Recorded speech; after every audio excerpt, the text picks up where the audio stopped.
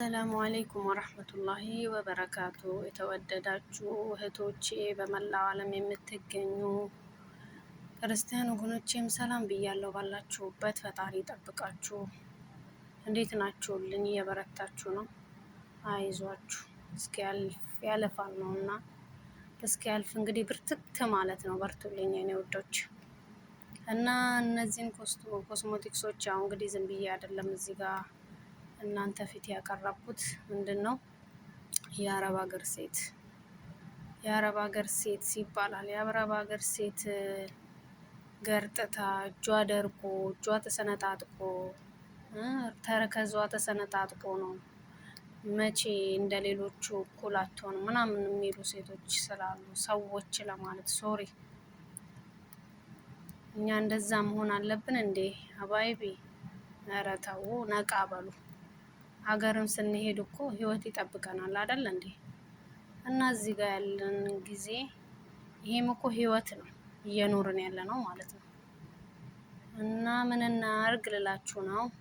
ማታ ማታ ስንተኛ ሰውነታችንን ሙሉ ቼክ እናድርገው። ኦኬ፣ ያበጠ ቦታ ካለ፣ የደረቀ ቦታ ካለ ፀጉራችንን እጅ እግራችንን አክመነው እንተኛ ነው።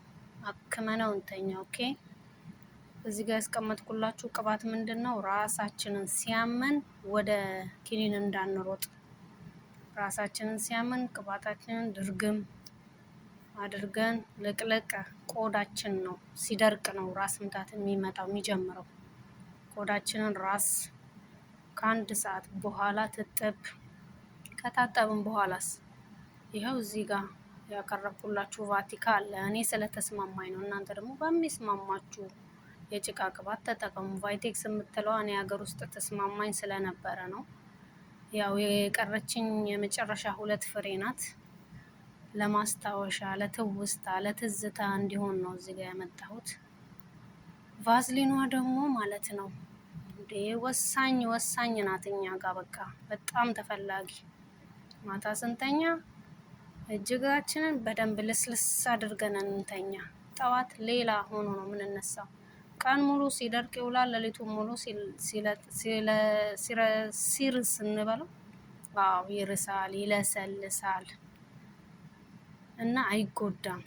እኔ ራሴ የደረሰብኝ ነገር አለ። እጄ አሁን የሆነ ሰዓት ላይ ውስጥ እጄ የሆነው ፓርት እየደረቀ ነበረ። ከዛስ ዝም ማለት አለብኝ ነው? ምን ማድረግ አለብኝ? ራሴ ማከም እዚሁ ባለው ነገር ሙሽ ያኔ እንትን ከባድ ነገር መፈለግ አይደለም። ቫዝሊን ትልቁ እንትን ነው፣ መድኃኒታችን ነው ለኛ እና ቫዝሊን ልቅልቅ። ከዛ በተረፈ ደግሞ ፀጉርሽን ቅባትሽን ከተቀባሽ በኋላ ብጥር አድርጊ። መስራትም ካለብሽ ስርት አድርጊ። ስትተኝ ፒጃማሽን ለብሰሽ ፏ ብለሽ ተኝ።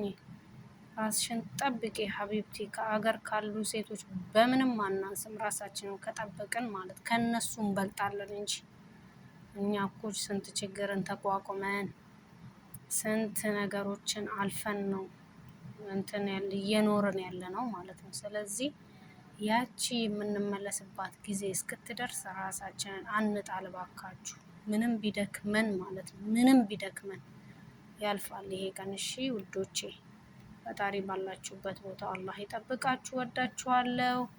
ቻው